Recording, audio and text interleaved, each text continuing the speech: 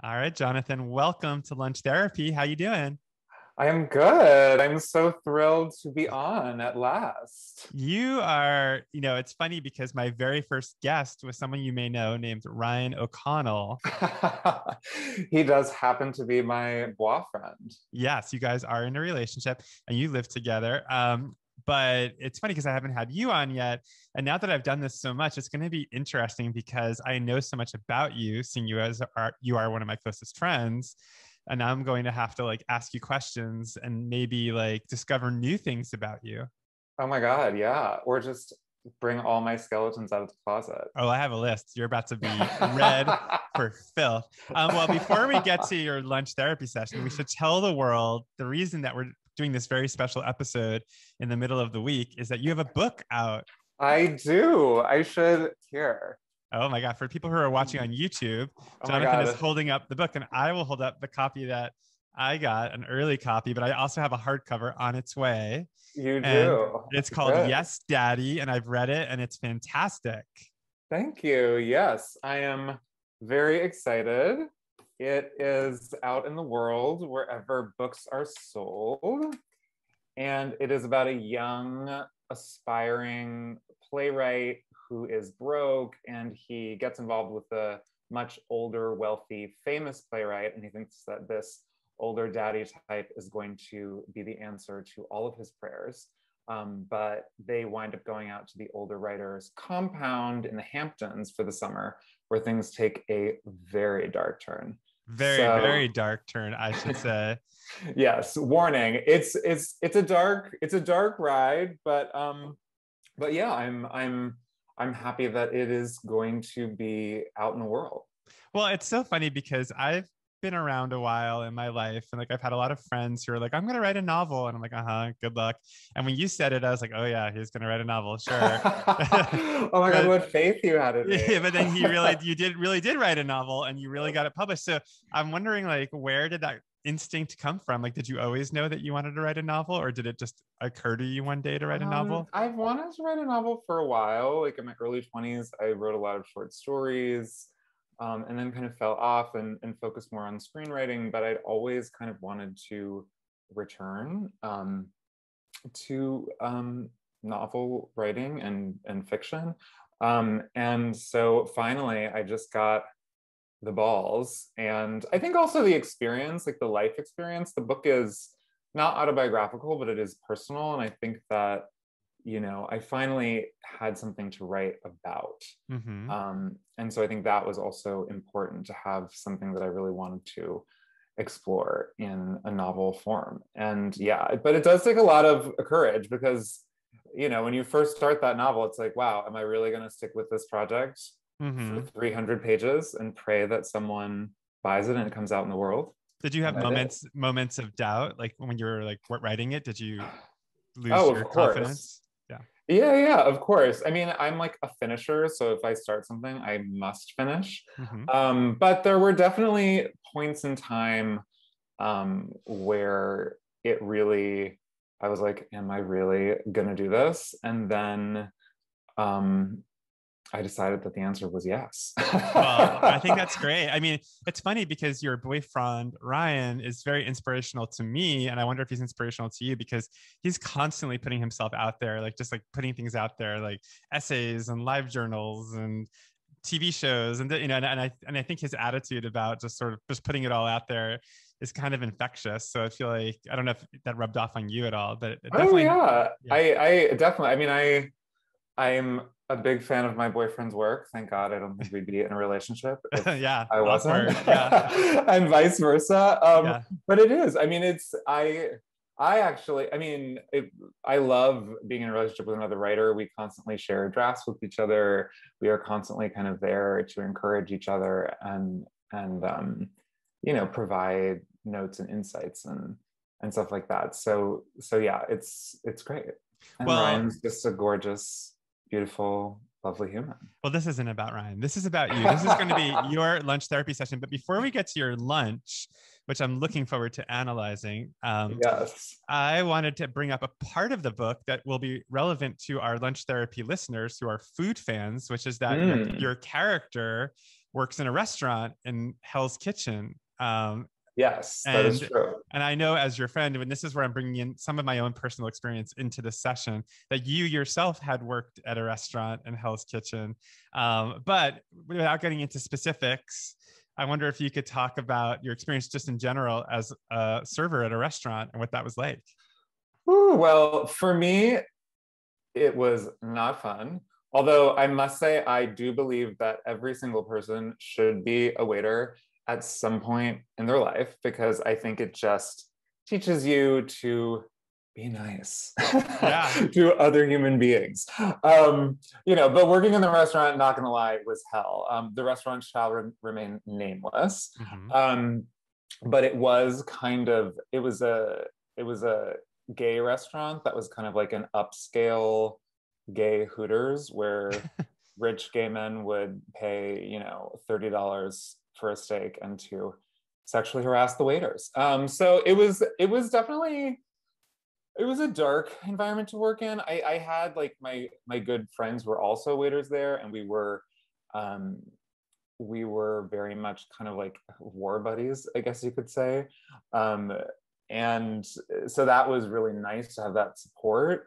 I think, what you're seeing in the restaurant industry, as with every industry, is kind of a real reckoning with workplace culture when it comes to sexual harassment, sexual abuse, and just abuse in general, even if it's not sexual in nature. I know there's a lot of toxic environments in kitchens and in restaurants, and it doesn't have to be that way. Mm-hmm. And as someone who was there in that type of restaurant, it really weighs on your psyche when you're trapped in this kind of toxic environment where you're just kind of on display and constantly groped. And I mean, the owner was super sexually harassing as well. Like, it was not great. So thank God I'm out of that period. Yeah. But Well, you got to turn that into a whole part of your book. I mean, that all the things you're talking about are right there in your book, including the owner who sexually harasses your main character. So you turned it into art, which is great. Yeah, no, for sure. I mean, that was part of, the main character is kind of broke and young. And I mean, as I was, and an inspiring artist, as I was when I first moved to New York. And, I think that also kind of leaves you a little bit vulnerable in terms of like what you think is normal. Like, Mm-hmm. I didn't have any reference point. I like got off the bus with my suitcase full of dreams and, walked up to the front doorstep of this restaurant, and I didn't know. I just thought, well, this is what it is to be gay and to work in a gay restaurant in New York City. And that's just what it is. And I didn't even think to question it. It was just like, oh, this is what you have to do. And it was It's funny because like I lived in Atlanta when I first came out, and there's like a part of Atlanta called Midtown, and that's where like the gay coffee shop was and the gay bookstore. And then there was like a gay restaurant at the time called, I think, the Big Red Tomato. And I just remember like going there and like kind of being fascinated at the idea of a gay restaurant, that like, wow, like this restaurant exists just so gay people can all eat together, which feels like it feels like an older generational thing. Like it feels like that was necessary in a previous generation to like have a safe space where like gay people could go with their partners and families and not feel judged. But now it feels like in 2021, those places are less relevant, perhaps, or maybe they're still necessary. Yeah. I mean, no, I mean, I think that as gay people maybe become more, worked into the kind of general fabric of society, they're less necessary. Though, I mean, I always am a fan of queer spaces existing. Like, I think that it's fun. If there was a new gay restaurant in Los Angeles, you bet my ass would be the first person there. Really? Would you? But there's gay restaurants in West Hollywood. You don't go to West Hollywood for dinner. That's true. A gay restaurant with good food, honey. Oh, wow. Sick burn. Well, I'm not there to do just for the gayness, but I mean, I think that there can be great, like, positive environments as well. Yeah. It doesn't. A gay restaurant doesn't have to be a negative environment. But for me, like, there was almost like a ghettoization, for a lack of a better word, of like gay people in this like one area of town. I mean, that's what Hell's Kitchen, West Hollywood, like this Chelsea, idea of there are also ones in Chelsea as well. Yeah, but now I just feel like if a hot new restaurant is opening, chances are it's super queer friendly. There's probably a big chance that the owner might be queer themselves, and I just feel like things are shifting a little bit. No, I agree. I think that you're totally right. I think that as the food scene gets diversified in general, that the types, it's less, yeah, kind of binary in terms Yeah. of restaurant identities. And like you're saying, yes, a queer person could just own it, but it doesn't necessarily have to be only queer. But also it's interesting that you talked about this like sense of permissiveness that was there in the restaurant, because I remember when I went to my first gay bar, that like, you know, like I'm sure at some point like someone I wasn't attracted to like pinched my butt or like grazed me, and like I think I just sort of took it with a grain of salt, like, oh, I guess this is just what gay culture is. But I feel like being a waiter in that dynamic is way worse, because you're in a position of not having a lot of power, and in your book in particular, like the boss almost like is almost like a pimp, like pushing out the waiters onto tables. Yes. So that's a whole other aspect of it too. Yeah, I mean, when it's your workplace, I mean, that's what we're really talking about.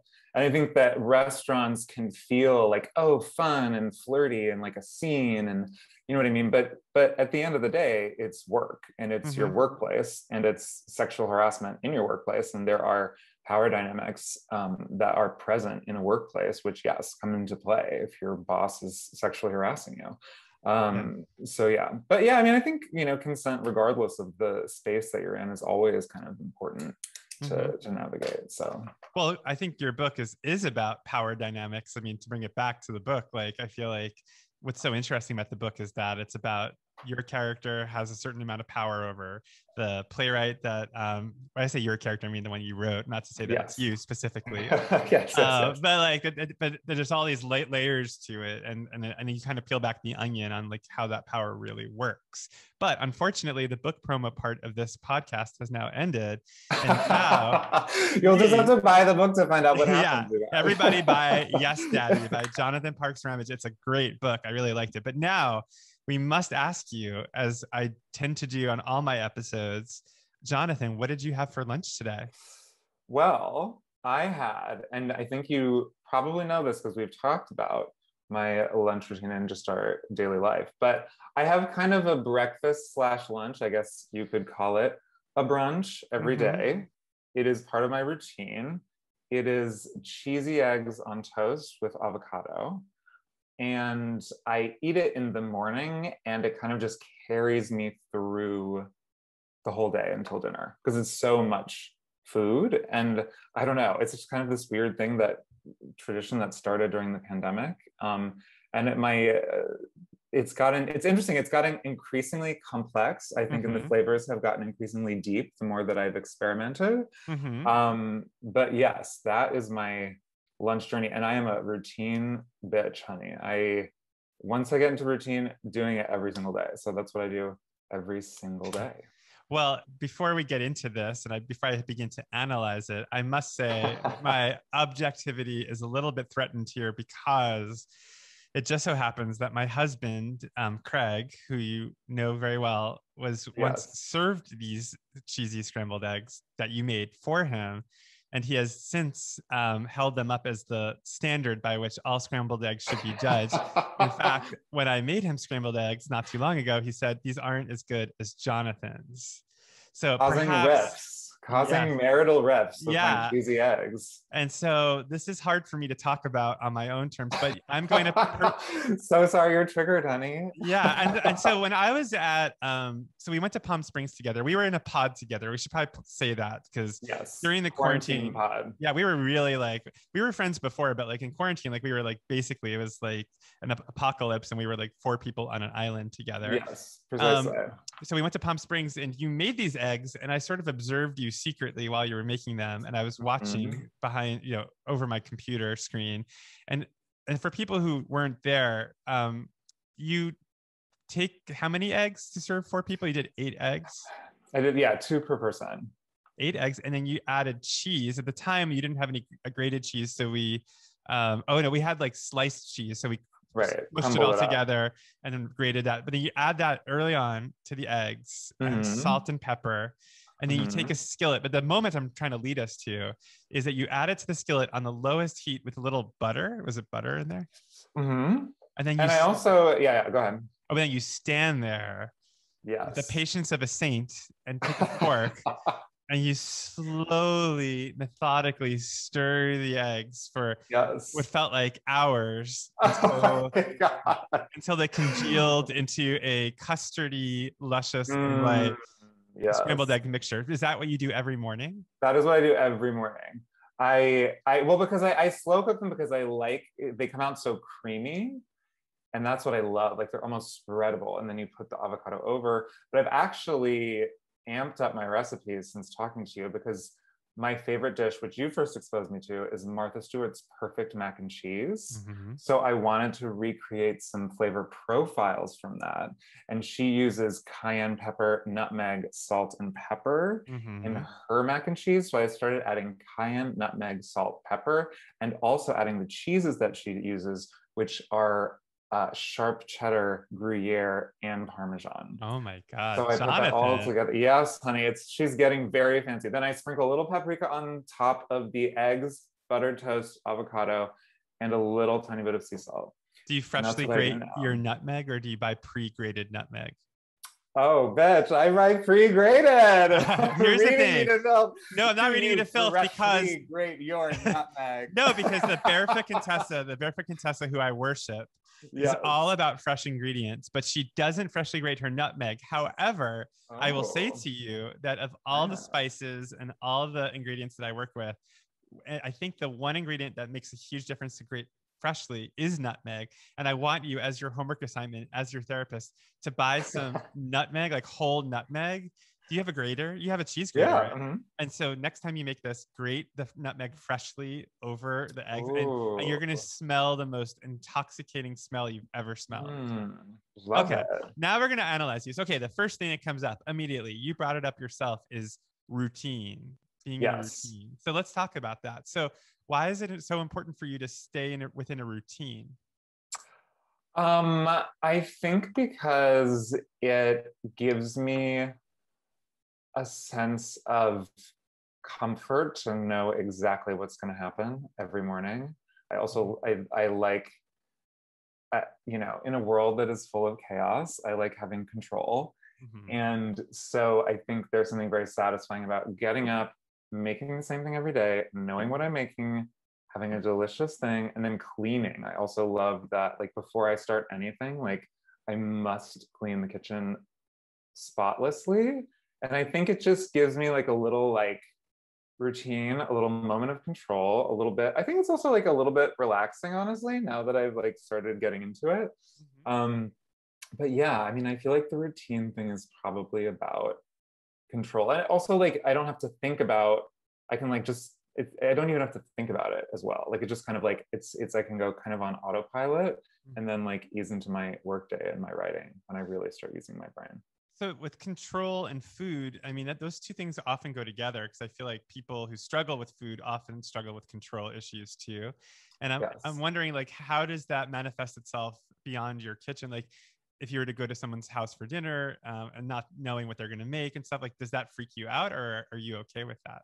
No, I'm a very fun dinner guest, as I hope you can attest. I am a Well, vegetarian, but that's my only requirement. So if I'm going over to someone's house for like dinner, for example, I I'm like, let's do this. Like, you do whatever you want. Like, we're gonna have a great time.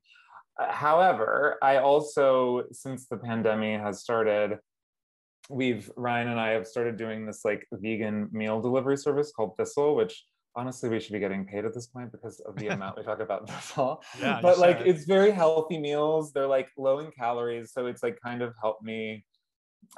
So that's very much also a routine, and we like have cheat nights where we don't do that. So sometimes I will, like, if I'm going out to dinner, sometimes we will kind of schedule so it aligns with a cheat night, so we're not also, so we're spacing our cheat nights out and we're still kind of maintaining a healthy diet. Because before the pandemic and then during the beginning of the pandemic, it was just like Marie Antoinette, honey. I was just like, I mean, we were just going out every single night, and it's like Yeah. so expensive and so unhealthy. And Yeah, so you I think guys, that, I think Craig and I would have been able to afford a house if we hadn't been going out to dinner with you guys as often as we did. and so this is all on us Yes, now, it's on because something you. tells me that you also enjoyed going out to the hip new No. spots on a Yeah, regular you would, but you basis. guys would, like, you guys were like the Pied Piper, because I mean, Ryan like so speaks my language. Like if he hears about a hot new restaurant, he's like, have you been to Gigi's? Have you been to, what was the one we went to downtown that was Mei Lin's restaurant?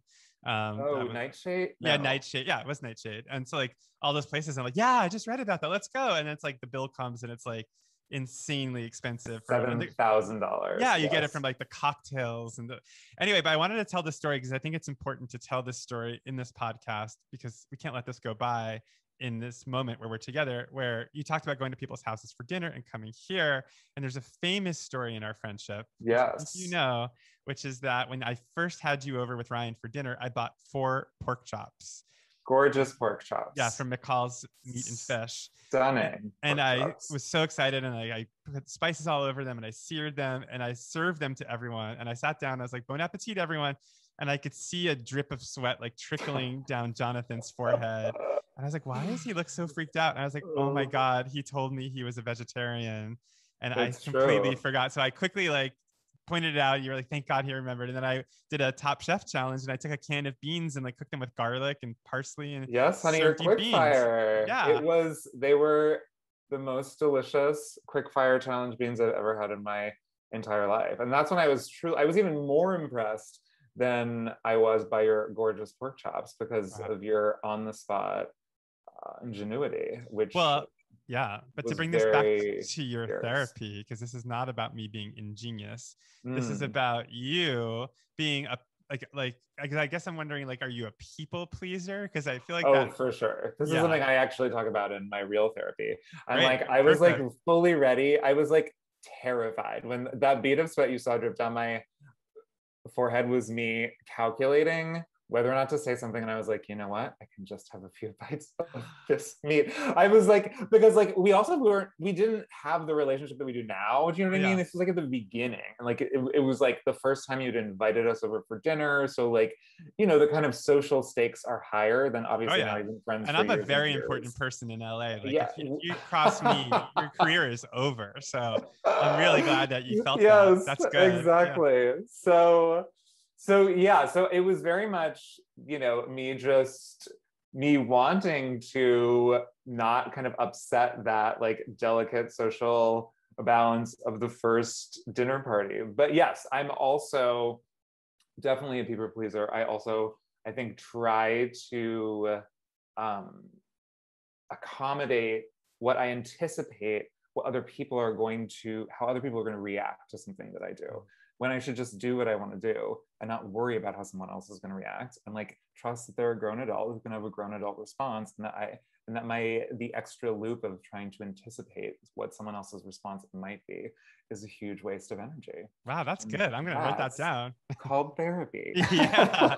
No, that's like my therapy too. But I'm curious, as a people pleaser who's working on the people pleasing and somebody now who's living in a domestic situation with your partner and cooking a lot now for your partner and yourself, how does what you just said apply to cooking? Because Ryan, as we know, can be a tricky customer. So are you able to like make a meal and then have him not enjoy it and still be okay with it?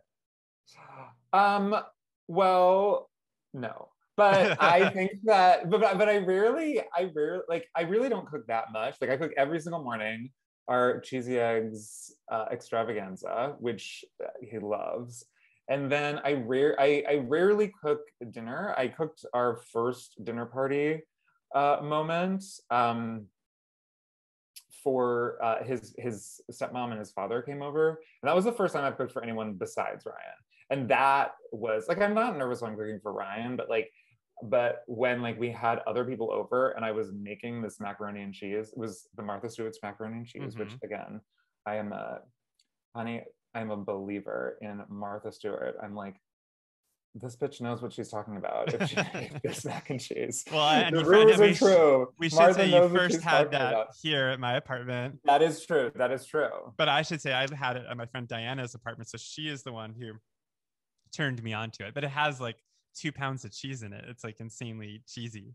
Yeah. And it's delicious. And you coached me through my, I think, first 2, maybe 3 times making it. But not to expose you here on Lunch Therapy and not to pull Yes. back the curtain on the dark Oh my God. caverns of your soul. But At that same dinner party, you were going to make a Caesar salad, and I walked you through the whole thing. And at the last moment, you chickened out and bought your Caesar dressing. Tell us why you did that. It was because I panicked because I was making for other people. What were you afraid of, Jonathan? What were you afraid of? I was afraid of letting other people down.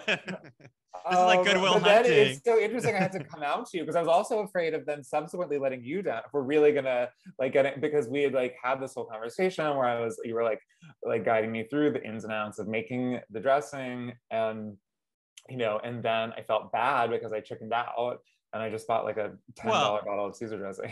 To be fair to you, though, you did not have a food processor or a blender, so you were going to have to hand chop and smash the garlic and the anchovies, which I suggested that you do, and that's a lot of work. So I think it's okay that you bought your dressing. And I did make my breadcrumbs, which you taught me how to make from scratch. I mean, croutons. Yeah, that's what I meant.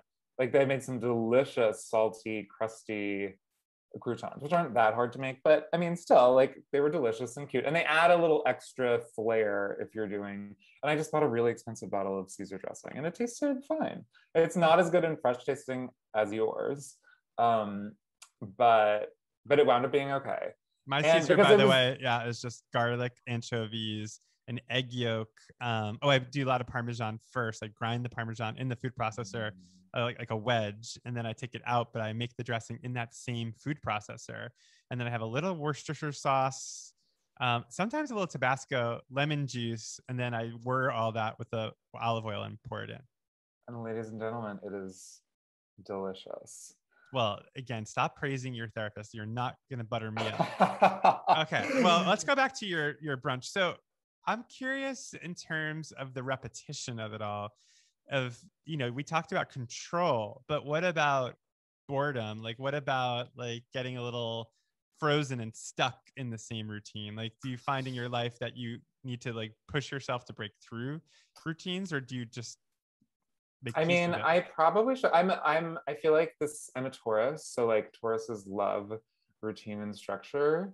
So I do feel like I thrive when thinking about practical things. That's when I like having the routines. But it's weird, like when I have like the same thing for dinner, like multiple nights in a row, I do get tired of it. But for whatever reason, neither of us get tired of the cheesy eggs. And this is not like a thing where like Ryan's like just being nice and saying like, oh yeah, I don't get tired of them, while he's like secretly very tired of them. Ryan, as you know, does not hold back on a single thing that he is thinking or feeling. So I think that I think there's just something about the magic of the cheesy eggs. Well, I'm not even really talking about the cheesy eggs though. I'm talking about like in life, like falling into routines. Like, do you find that you get, what's the word? Like not frigid, but like stuck. Like, no, stuck. Totally. Yeah. I mean, I think that I get stuck in like routines of work and exercise and eating. And I do think that and I think it's good to shake those up because they can get kind of stale. And sometimes if I'm like working too much and not really getting a break and just doing like kind of the same thing over and over again, I'm just like, Coach, you got to take a day off. Like, don't exercise, eat something different, like go outside, like go shopping. I don't know, do something different than your routine. And it does actually really help me reset. And I'm getting better at learning to kind of disrupt those routines, which can lead to kind of, I think, stagnation of inspiration. Stagnation, that was the word, stagnation. Yes. But when it comes to my work, like sometimes it's just like, oh my God, just take a fucking day off and like read a book. You love reading books, like stop working so much. Well, the other word that occurred to me as you were just talking was discipline, like self-discipline. It feels like what you're talking about is almost like cracking the whip on yourself, like that you have to like do your breakfast, you got to clean up the kitchen, you got to do your writing, you got to go to the gym. And it's like this self-discipline feels like it informs your day. Although at night, it feels like that's when you can let loose and kick back and have a glass of wine. Well, sometimes, I mean, again, I kind of limit my cheat nights to 3 nights a week. And then it is like, that's discipline too. Oh my God. So much discipline. I know. But then like sometimes, there'll be like a week where it's like, oh my God, well, I'm having another dinner. And you know what? It's actually just going to be fine. Yeah. And days where I just like don't work at all. And that's what I'm trying to kind of, I think, again, have more kind of breaks to that routine, because it can just kind of get stayed and stagnant, like I'm saying. Well, we're now at the moment of the podcast where I often will ask my guests where they grew up and like what kind of food they ate in their childhood. And it's funny because I always with you, like always forget where you're from. I think I know now you're from Massachusetts. Yes. I mean, I was born in Pennsylvania, but then I was raised in Massachusetts. And then I went to boarding school in Massachusetts while my parents moved to California. So I kind of had an all over the place, but I really consider Massachusetts as like the place where I kind of grew up the most. And what are your food memories growing up? Like what kind of food did your parents make? Yes, my dad was really mainly the cook. And I think the favorite thing, and he still makes it to this day, the favorite thing that he would make is pizza. So he would make like dough from scratch, and we would help him make pizza. And I think those were kind of like the most fond and yummy food memories. I've never heard you talk about that ever. I've never heard you say that your dad made pizza. And he still does. It's still very good. I mean, were they he's kind of refined pizzas? It over. No, they were always like circular pizzas with very like thick kind of bready crusts. Mm-hmm. But he's kind of got verged a little more like almost Neapolitan style in recent years. He's adapted with the times. Yeah, so those, I mean, I loved that pizza. Thing I didn't love as a child that I think was made somewhat frequently was cream of tuna. And that was like, I think the opposite end of the cream scale. of tuna with like peas in it. I mean, I've heard of tuna casserole. I don't know if that's it's kind of like a similar, it's kind of like a tuna casserole, but without like, I think the crust. I don't know why, but just that phrase cream of tuna creeps me out. Yeah. I shouldn't reveal that as a therapist. That's probably the reason why I like became a vegetarian. Yeah. Because I was just done with cream of tuna. Well, tell us about that. To do with the animals. Well, I became a vegetarian. I think it was because my sister and my mom were becoming vegetarians. And then I was like, oh, I want to too. And like, I also like don't want to kill the animals. And then it just kind of like stuck for life. Also, because I think if you change your food routines at a young age, like in third grade, like I feel like much easier to make that transition because you're not like sitting there thinking about like the fried chicken you had last year and like desperately pining away for it. Do you know you were in third grade? You were really young when you became a vegetarian. Yeah, so I was very young. And I think my dad was the only one who like didn't voluntarily become a vegetarian. He was like, well, fuck, the whole family's veggie, so gotta adapt. Wow. But he would like have meat when like we go out to dinner. But what's interesting is that like actually now I'm the sole standout like in my family who's still, or holdout in my family who's still vegetarian. Because everyone else has started eating like chicken and fish. And I think my dad eats like red meat even. And Ryan wants you to start eating meat so that I'll make you guys like meat at dinner parties. Never? You're never gonna eat meat? You're missing out on so much. I mean, never say never, but I don't see myself turning back. Again, I think partially because it's just like so ingrained in my diet at this point that it's just kind of like second nature to me. Well, you mentioned boarding school, so I have to ask, was it like Oliver Twist, like were you like eating gruel or like wicked child? No, it wasn't. It was a boarding school for the arts, so it was actually fabulous and very gay. And so I mean, I don't think that the dining hall food was the greatest. They had like a salad bar, which I don't think I visited that often. I remember the big thing, the big day, like everyone was excited when they made this, and looking back at it, I'm like, wow, zero nutritional value in this meal, were cheese bagels.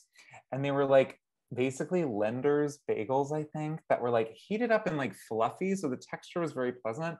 And then they literally just had like I think a couple of slices of American cheese in the middle, and then that was it. And so we like would a grilled cheese bagel kind of, but honey, this was not fancy. It was like Lender's bagel and like a slice of American cheese, but like they were for some reason like so good. And even if I had one now, I would probably like it. So that was the main culinary draw of the cafeteria at Walnut Hill, which probably gives you an idea of the sophistication of the food.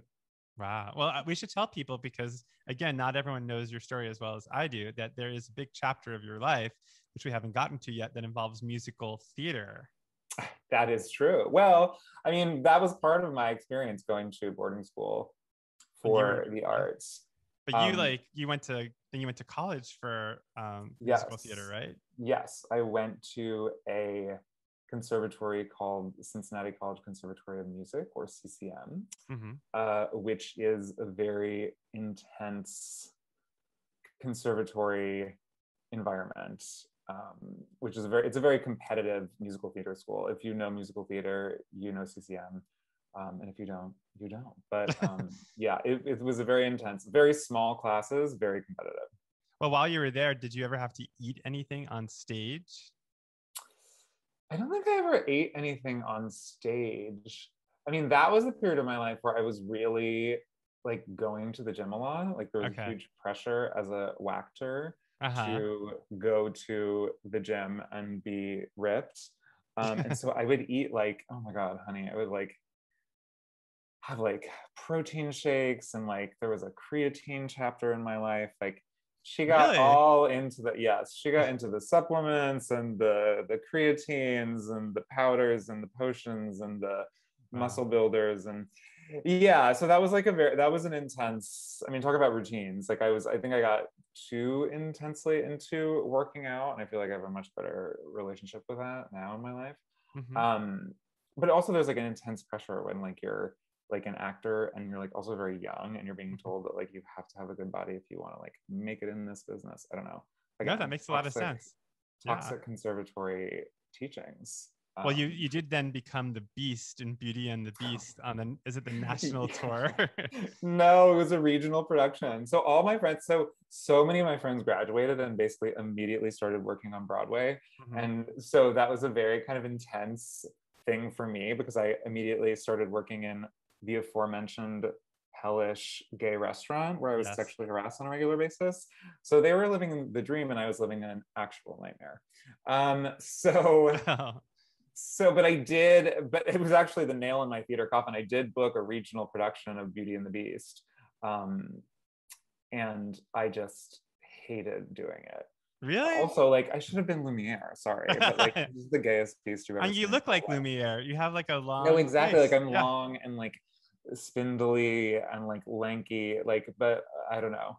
They cast me as the Beast. It was like such a like low budge, like kind of janky regional production. I was just like miserable. I'm like, why am I like busting my ass at this horrific restaurant to then go away for like weeks at a time to some random regional theater with like no budget, doing a Yeah. musical that I don't even really like, you know what I mean? So it was Yeah. like, that was just kind of, that was actually the moment where I was like done with being a musical theater actor. So thanks for bringing up that really dark chapter, Adam. Well, we're unpacking all the baggage here. We're It's going true.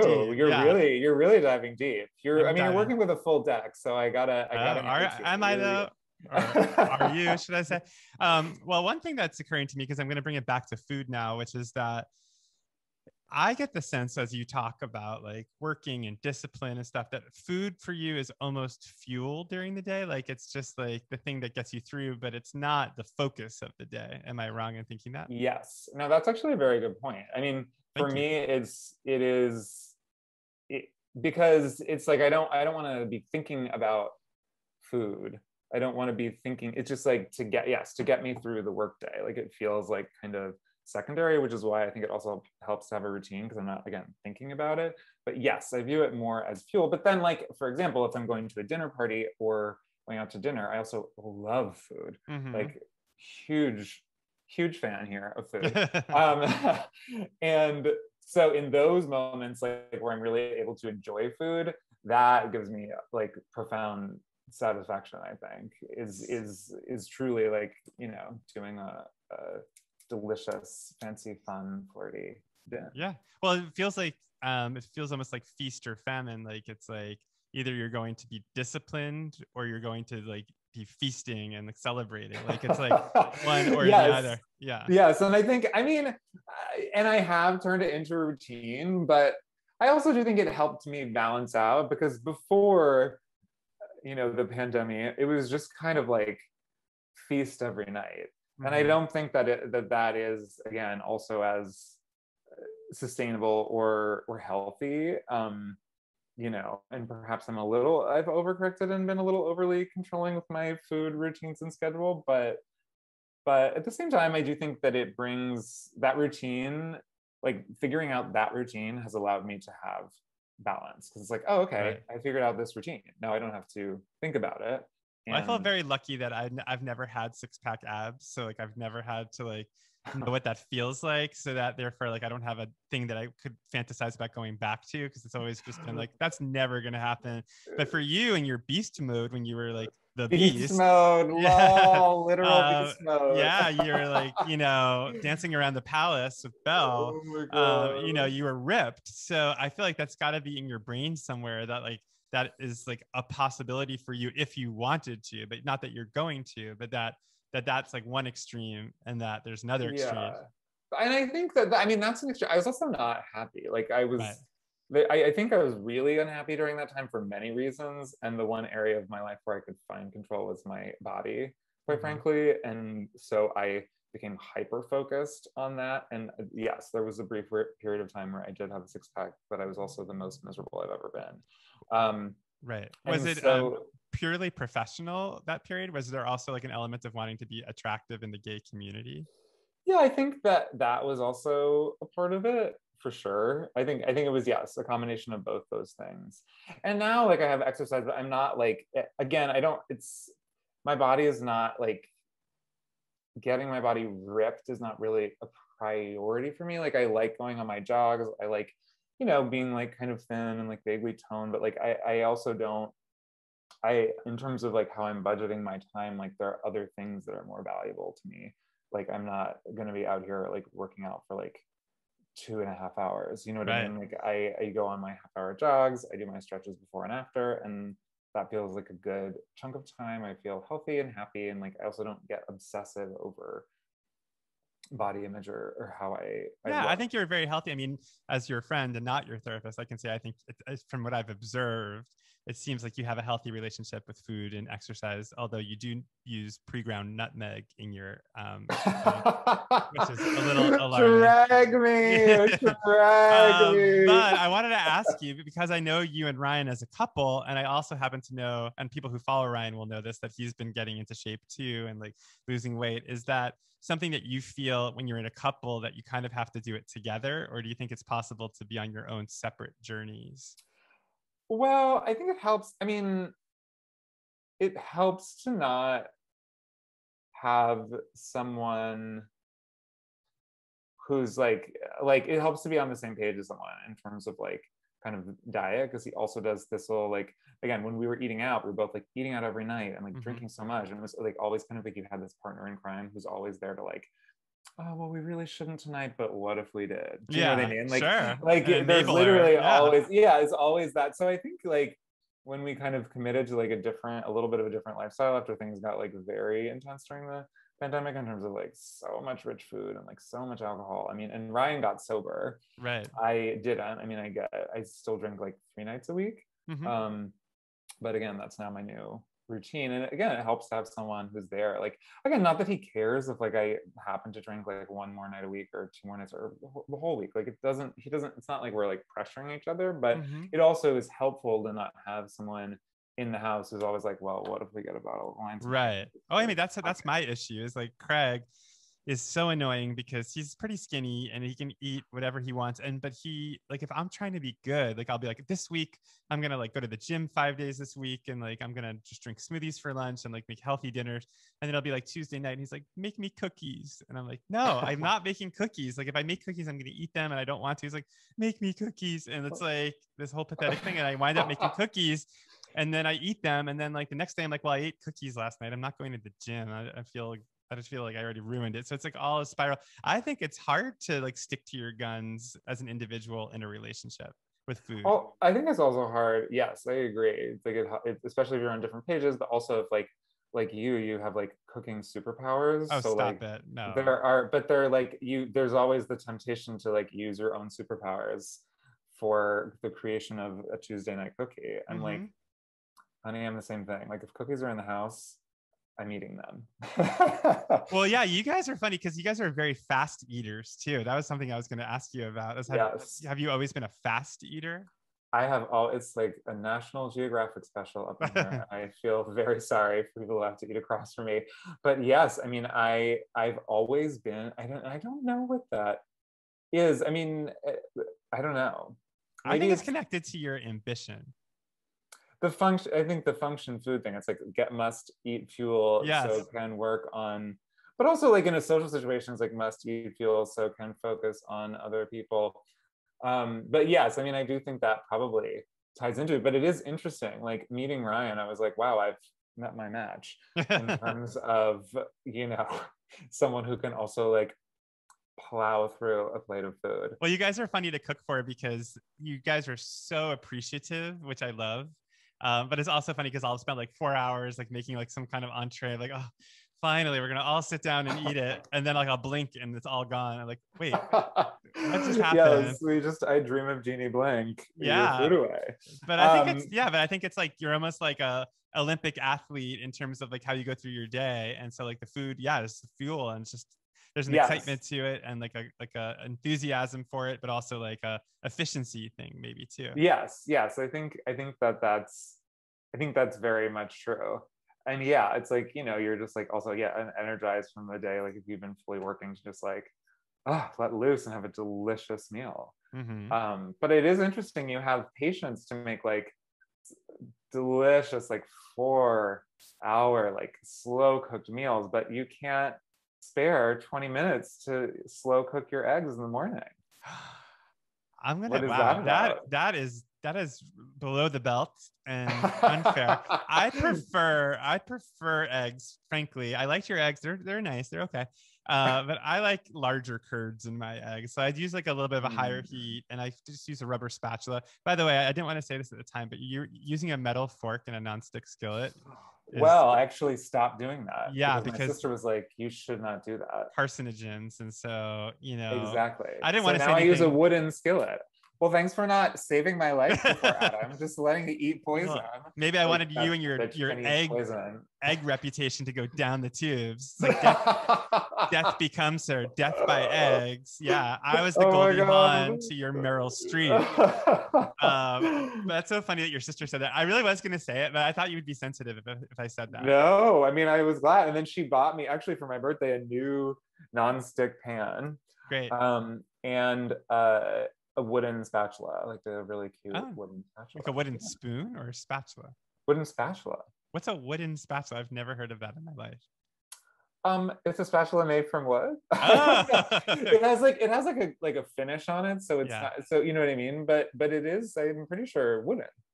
Like a wooden spoon, or like a wooden, like it looks like a spatula except it's wooden. So it's not really like a flappy spatula. It's not like that. It's like hard. I don't know how to explain. That's not a real thing. I think you're making this up. What was your lunch routine before the scrambled eggs moment? Like, what were you eating for lunch before that? Or what was your breakfast, lunch, during the day routine in the past before this current? I went through like a big kashi go lean breakfast phase. How do you do that? Those things are like colon blow cereal. If you've ever seen the SNL sketch where Phil Hartman is like sitting on a box of colon blow, and then my god, those things are insane. But like, talk about fuel. Like, I would eat that in the morning, and then like my routine was to eat a protein bar and a banana at lunch. Again, like very like kind of functional, fuel driven, like must get through day, not think about this till dinner. When at that period in time, every dinner was just like an experience, and like, again, wild and too much. But that used to be my kind of routine. But I do like making the eggs now, because I do enjoy them. They don't feel like fuel, like kind of a bowl of kashi go lean does, just like kind of eating your fuel. It's like this is actually like an enjoyable culinary experience. So you have the scrambled eggs, you have the Martha's mac and cheese. You don't yet have a Caesar salad, which is okay. But can do the breadcrumbs or the croutons. Croutons, that's part of the mac and cheese. I'm not going to count that as a separate thing. But what else? Like, is that it right now in terms of what you can cook? Are you going to cook more things? I think so. Well, I've also cooked Ina Garten's vegetarian lasagna. How was that? It was delicious. Great. If I am like I think what I've learned is like if I'm good at following directions, again, this ties back into my people pleasing, and I'm also like all about control. So like And if I'm following discipline. directions, yes, and discipline, I will follow them to a T. Mhm. Sometimes, as you know, like I will need to like reach out, phone a friend, and text you and be like, Yeah. what does the part of this recipe mean? So I don't fuck it up. Remember when you FaceTime me while making the bechamel the first time? Oh my God, yes, I had a bechamel panic attack. I thought it was supposed to be so much thicker than it really needed to be. But also you were going And so slow with like, oh my you were like God. adding the milk like drip by drip, which was cute, but it's like, oh my God, I would go crazy if I was doing that. No, but that was very helpful. But those in those moments, like it's helpful to phone a friend. Yeah, So I'm proud to be that friend. And also like the level of difficulty is not. I mean, there's a lot that went into both the mac and cheese and the lasagna, but I don't think the level of difficulty was that high. Have you made pasta yet? Like just dried pasta and tomato sauce? Oh yeah. Oh yes. Oh my God, I made your delicious tomato sauce. The very simple one. Oh, Marcello Hazan's. Yes, Marcello Hazan's. That's a famous recipe because it's just butter, onion, and can of tomatoes, and it comes out amazing. It is. Oh my God, and the way you cook it with the tomato, I mean with the onion. Yeah, it just, the flavors that build in there. Oh my God, I forgot. I'd been doing that in the beginning of the pandemic. I also did the that lemon pasta. Oh, with the ricotta? Yes.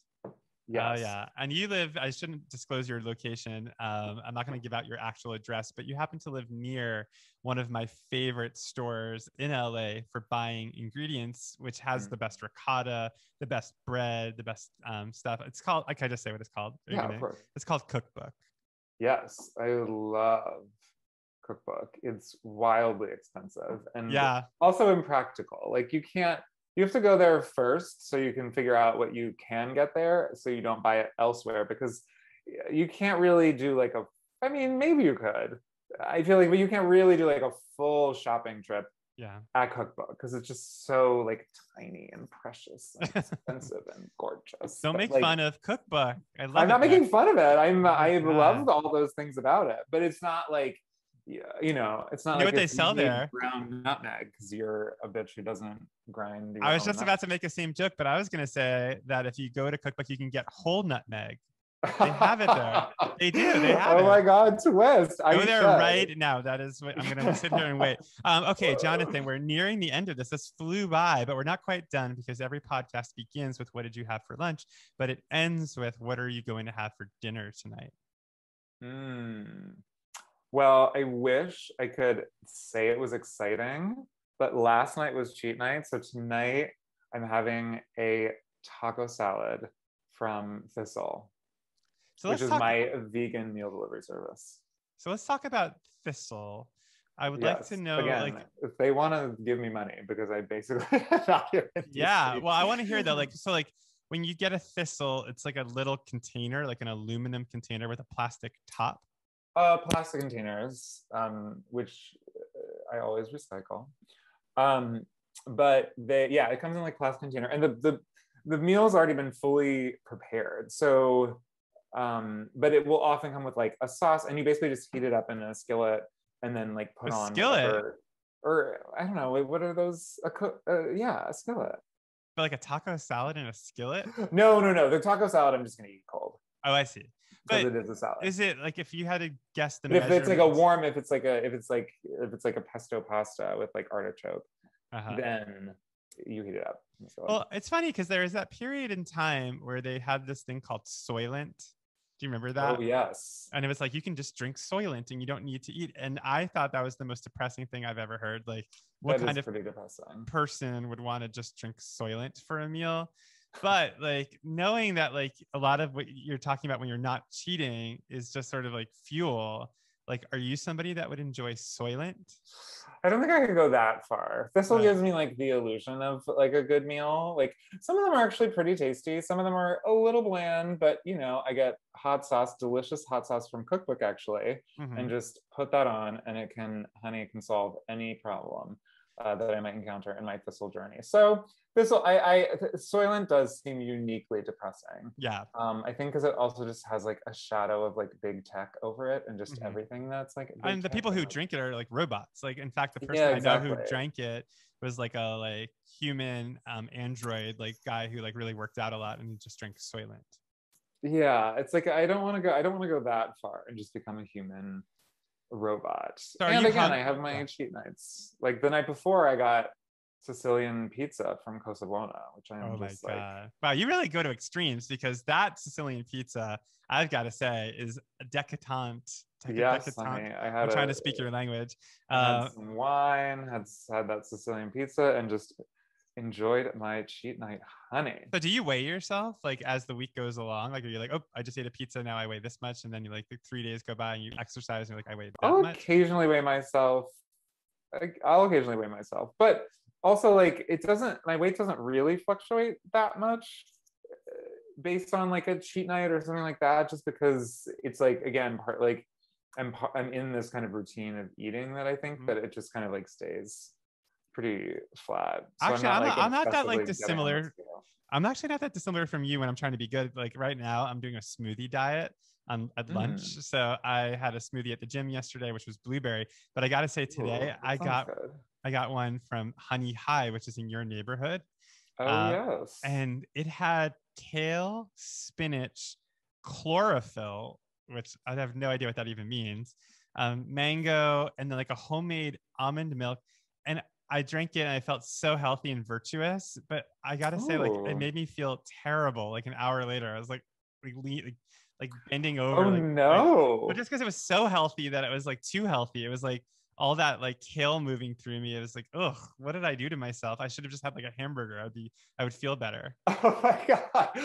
Really? Well, maybe you maybe you're like responding to something in the smoothie I think that I you're like am. Yeah. allergic to. But sometimes I feel that way about health, quote unquote, like healthy food. Like a kale salad will make me feel worse than a pizza. I can tell you that.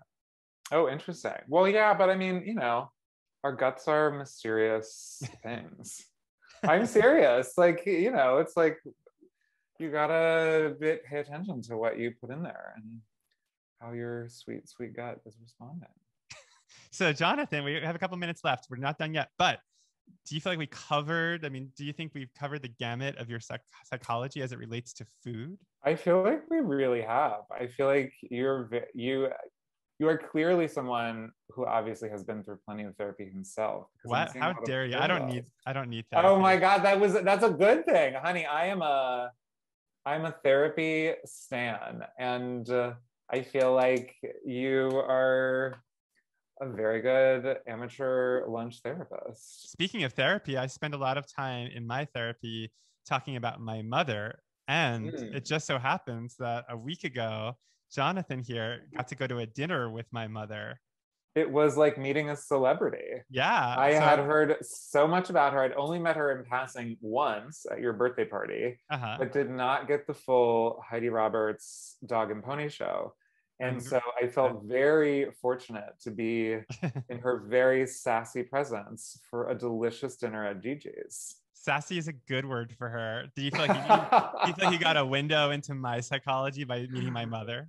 I did. I feel like that's where you get your razzle dazzle and show business from, is What do you from your mean? mother. Well, she's very outgoing and entertaining, and she loves making jokes, and she's very like flamboyant, and like was wearing leopard print, and like I felt like that is where you got your razzle dazzle and your gayness from, TBQH. That's so funny. That was like a classic cliche that like gay men become gay because they have like overbearing, like large personality mothers. And it's actually funny. Did. Oh, did you too? Your mom But is a I big love person. my mother. Yes, not overbearing, but like she's like a very like intense personality, That's so which I funny. love. I mean, I love my mom. So I don't know. And I Here's feel to like, overbearing mothers. yeah, well, gay men also gravitate to like those kinds of personalities. It was funny because when I was in grad school for writing, I did my master's thesis with Marsha Norman, the playwright. And at Yes. some point, like we all went around and like said what TV shows we watched. And I was like, well, I watch like, she's like, what do you just like watch during the day? I was like, I watched Judge Judy, The Barefoot Contessa, The View, Roseanne. And she's like, okay, so you love strong, overbearing women. like they were all like shows with strong women in it. But again, Yes. this isn't about me. So let's finish on the note that we began on. Yes, Daddy. You're going Yes, to Daddy. So this is going to air on a Thursday next week. So when you're listening to this, today is Thursday. But do you have any events? I know you're doing an event with Book Soup, but is that the day before?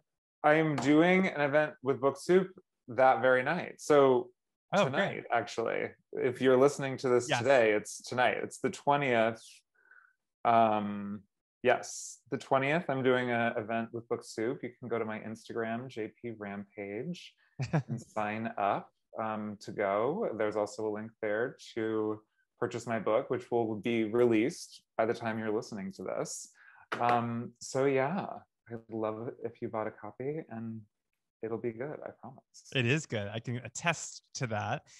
Do you have any other things, any other like events after that, or like things that people should keep an eye out for? Everything's happening before that, but I mean, I think as the summer goes on, I might do a few different things. I might actually do a moment in Provincetown when we're there for vacation. I've been talking to my publicist about doing a gay destination event, which could potentially be cute. So stay tuned.